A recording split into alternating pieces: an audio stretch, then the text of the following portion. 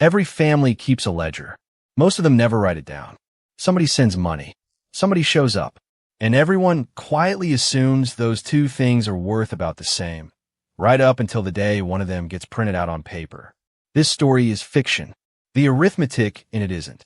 A lot of you are living inside it right now. The thing nobody tells you about caring for a parent is how much of it happens at 4 in the morning. Not the hospital scenes. Not the hard conversations with doctors in bad lighting. Just the sound of a walker on a hardwood floor at 4:12 a.m. and a man lying awake in his childhood bedroom, counting. 14 steps meant she'd made it to the bathroom on her own.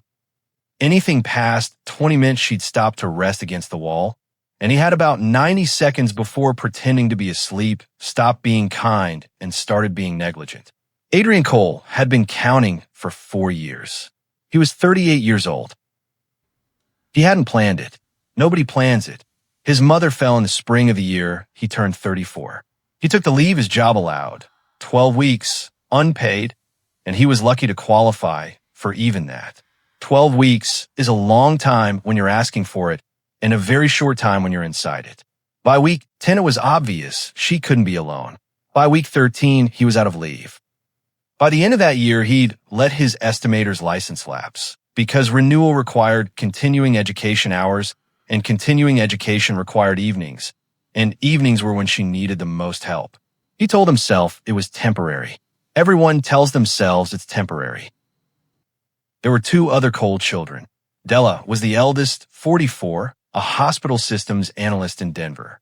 She sent money on the first of every month without ever being asked. She researched grab bars and compared them on a spreadsheet. She called every Sunday at 7. Nolan was 41, in Chicago, warm on the phone in the way that costs nothing. He came at Christmas and stayed 4 days. He told Adrian, at least twice a visit, that he was a saint. Neither of them had ever heard the walker. That's not an accusation. It's just a fact about distance. You cannot hear a walker from Denver.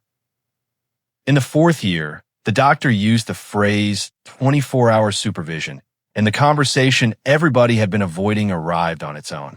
The house would have to be sold. Their mother would move into a residential facility. It was the right decision, and everyone agreed on it within about 10 minutes, which should have been the easy part.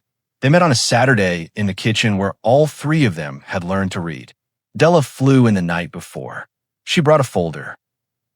She laid the pages on the table the way you'd lay down a losing hand, not triumphantly, almost apologetically, for years of transfers. Every one of them. Dates, amounts, running totals. The home modification contractor. The part-time aide on Tuesdays and Thursdays. The stair lift. The property taxes for 2 years when the account ran dry.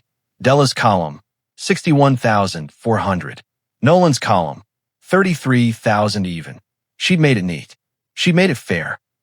She had clearly spent hours on it, and she was proud of it in the specific way people are proud of things they did alone. And then she said the sentence. She said that since Adrian had been living in the house rent-free for 4 years, it seemed reasonable that his third of the sale be adjusted, some allowance for housing received, so that the split reflected what each of them had actually contributed. Adrian looked at the pages for a long time. He wasn't looking at the numbers. He was looking at the shape of the thing. 3 columns, 2 of them full. His column was there. She'd included it. She'd been thorough. It was blank, not 0. Blank, the formatting of a cell nobody had ever needed to enter anything into. For years of his life, had produced no row on the ledger, because the ledger only counted things that arrived by wire. Let's stop there because that blank cell is the whole video. Here's something real. In 2025, AARP and the National Alliance for Caregiving found that 63 million Americans, nearly 1 in 4 adults, have provided ongoing care in the past year. Nearly a quarter of them give 40 hours a week or more. None of it shows up on a bank statement. That's exactly the problem. That night, after everyone had gone to bed, Adrian sat at the same table and did what he'd sworn he'd never do. He built his own ledger. He put in a license, the one that lapsed, and the 4 years of seniority behind it. He put in Sophia, who had waited 14 months and then, kindly and correctly, stopped waiting. He put in the friend's wedding he missed, and the two he declined before they were offered. He put in the last time he'd slept through a night, which was a date he could actually name. He sat there with a number he'd assembled out of his own life, and he understood something that made him feel physically sick. He couldn't send it to them. Because the second you write the invoice, you've agreed to the terms. You've accepted that 4 years of a person's life is a figure that can sit in a cell next to 61,400 and be compared to it. And once you've accepted that, you lose, not because your number is smaller, but because the argument itself is the wrong argument. Della wasn't cruel. That was the hard part. She had spent 4 years counting the only thing she could see from 1,000 miles away, and she'd counted it honestly, and she'd been generous with it. She just believed that what she'd given and what he'd given were the same kind of thing. So in the morning, Adrian didn't bring a counterledger. He brought a calendar. He said he wasn't going to argue about the split. He said Della's numbers were correct, and he was grateful for every dollar, and he meant it. And he asked them each for 1 week. Not money. 1 week in the house, alone with their mother. No aid, no overlap, no Adrian in the next room. He said he'd go stay somewhere else. He said he'd leave his notes on the counter. The medication times, the shower routine, the way she gets frightened around for in the afternoon and how to talk her down. He said, "I'd just like you to know what you've been buying." Nolan said, of course. Absolutely. He'd have to look at his calendar. He'd get back to Adrian by Friday. He did not get back to Adrian by Friday. Della flew in on a Sunday and stayed 9 days, which was 2 more than he'd asked for. She did not become a different person. That's not what happened, and the stories where it happens are lying to you. She was competent and organized, and she read every note twice. She managed.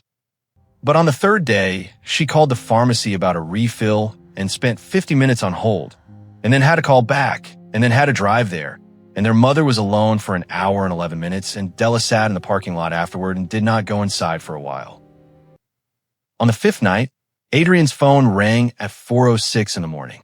He answered fast, the way you do after 4 years. Della didn't say anything for a bit. He could hear the house. That particular hum of a refrigerator in a kitchen, he could have walked blindfolded. Then she said, "How long past 20 steps do you wait before you get up?" And Adrian, sitting on the edge of a rented bed across town, said about 90 seconds. He said any sooner, and she gets embarrassed. He said any later, and it's a fall. Della said okay. Then she said, "I didn't know that was a thing." Nolan never took his week. He had reasons, and the reasons were real ones. His work, his kids, a thing in October that couldn't move. Adrian believed all of it. What Adrian stopped believing was that the reasons were the point. Nolan kept calling. Nolan kept being warm. And every single call, at some point, he'd say some version of it. "You're a saint, man. I don't know how you do it." For 4 years that had sounded like praise. It had taken Adrian 4 years to hear it properly. It's a sentence people use to close a door. They sold the house in the autumn. Della withdrew the adjustment before Adrian ever brought it up again. She didn't make a speech about it. She just sent a revised sheet with 3 equal columns and 1 line underneath. "I was measuring the wrong thing." Nobody paid Adrian for 4 years. That isn't a thing that exists. There's no mechanism, no fund, no settlement that returns a career or a relationship or a decade of sleep. Their mother moved into a place 20 minutes from Della, who visits on Tuesdays and Saturdays and has learned the difference between 14 steps and 20. And Adrian, at 38, started over. He said one thing to Nolan at the end in a parking lot. He said, "Stop calling me a saint." Nolan looked genuinely hurt, which Adrian had expected and did not enjoy. Adrian said it was an insult. He said saints don't need help. That's the whole function of the word. You promote somebody to saint, and then their situation stops being your problem because saints are supposed to be able to bear it. He said, "I wasn't bearing it.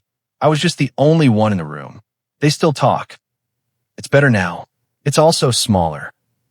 For things, if you're the one who stayed, write it down while it's happening. Hours, dates, what you gave up. Not for a fight, for your own memory, and for any care agreement later. Ask for a week, not a check. Money lets people stay away. Know what leave you actually have. FMLA is 12 weeks, unpaid, and only if you qualify, it runs out fast. And talk to an elder law attorney before the house sells, not after. The first night in his own apartment, Adrian couldn't sleep. Not for grief, from quiet. 4 years of listening had built something in him that didn't switch off just because there was nothing left to listen for. He woke at 4:12 anyway. He lay there in the dark of a room that had never held a walker, listening for a sound that was 20 minutes away in a building with a night nurse and a call button, and he counted anyway. 14, 15, 16. Nobody was crossing a hallway. Here's what the ledger couldn't hold. Della gave $61,400, and she gave it faithfully, and it mattered. Adrian gave 4 years, and nobody could price it. And that wasn't because it was worth less. It was because it was the kind of thing you can only give once.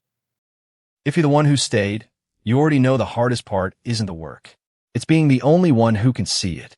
So I'm curious, how did your family talk about what you were doing? Or did they not talk about it at all? Subscribe if you want more stories like this one. Go beyond thin walls.